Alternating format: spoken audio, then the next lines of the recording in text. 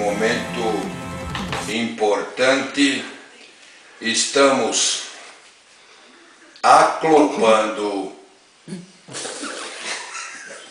Tamara e o seu reino unido a Santo André, terra do fidalgo João Ramalho. Esta terra tão prosperosa, uma terra tão eficaz. Fica decretado o reino de Tamara, a cidade de Santo André da Borda do Campo.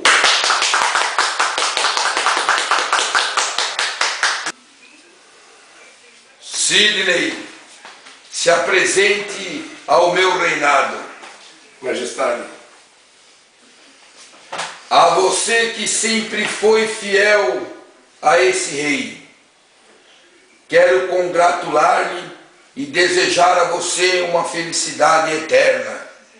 Quero dar-lhe uma promoção horizontal e vertical por tudo aquilo que tem me feito, pela sua fidelidade, pela sua lealdade, pelo seu lado importante de amizade que sempre desfrutou com minha pessoa. O senhor me permite uma parte? Pois não.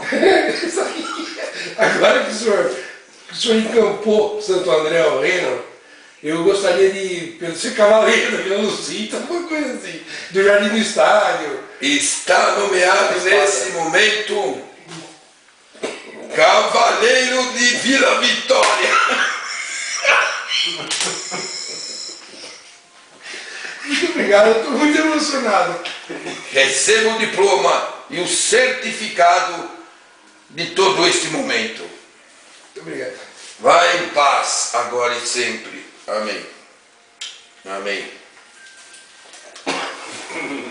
Cavaleiro. Estamos aqui fazendo os desfechos finais de agradecimentos por mais uma sessão neste reinado.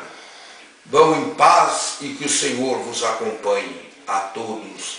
Amém. Amém. Esse foi o discurso do soberano supremo do reino de Tamara, Irtunes I. Muito obrigado.